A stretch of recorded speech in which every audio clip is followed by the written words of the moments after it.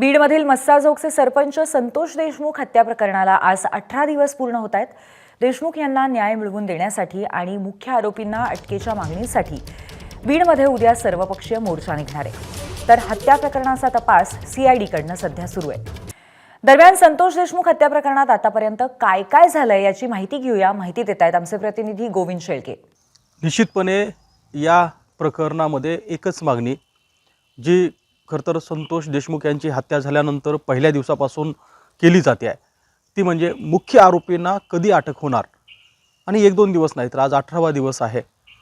केवळ संतोष देशमुख याचं कुटुंबीयच नाही, केवळ मस्साजोगचे नागरिकच नाही, बीडचे नागरिक नाही तर आपण बघतोय की आता राज्यभरातील वेगवेगळ्या भागातील लोक ही मागणी करताना पाहायला मिळत आहेत की संतोष देशमुख यांचे जे प्रमुख मारेकरी आहेत त्यांना अटक कधी होणार आहे।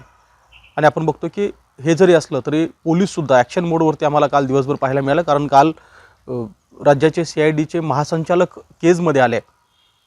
जवळपास 4 ते 4.5 तास सीआयडीच्या महासंचालकांनी बीड जिल्ह्यातील प्रमुख अधिकाऱ्यांसोबत बसून या सगळ्या प्रकरणाची माहिती घेतली आणि त्यानंतर बीडचे एसपी नवनीत कुमार कावत हे सुद्धा काल दिवसभर याच तपासामध्ये होत आहे। म्हणजे एकीकडे लोकांमध्ये मागणी वाढते का, तर ती मागणी वाढते आहे, रोष वाढतोय, आक्रोश वाढतोय, संताप वाढतोय।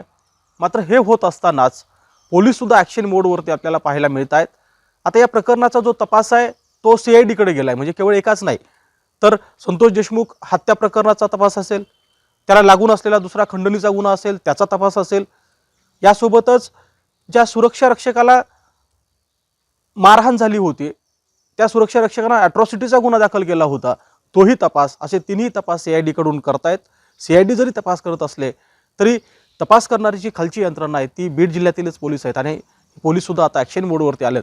त्यामुळं एकीकडं उद्याच म्हणजे 28 तारखेला या संदर्भात एक मोठा मोर्चा, सर्वपक्षीय मोर्चाचं आयोजन बीडमध्ये करण्यात आलं आहे। मागणी प्रमुख हीच आहे की या मारेकऱ्यांना अटक कधी होणार आणि दुसरीकडं पोलीससुद्धा ॲक्शन मोडवरती आहे। त्यामुळं या प्रकरणात काय होणार आहे, कुणाला अटक होणार आहे, आणखी कुठली मोठी घडामोड आहे हे काही तासात किंवा काही दिवसात कळेल, कारण पोलिसांकडून सांगण्यात येतं की आम्ही लवकर याची माहिती देऊ की आम्ही या संदर्भात काय करतोय। आणि दुसरीकडं लोकांचा रोष मात्र तितकाच वाढताना सुद्धा आपल्याला पाहायला मिळतोय। एबीपी माझा, उघडा डोळे बघा नीट।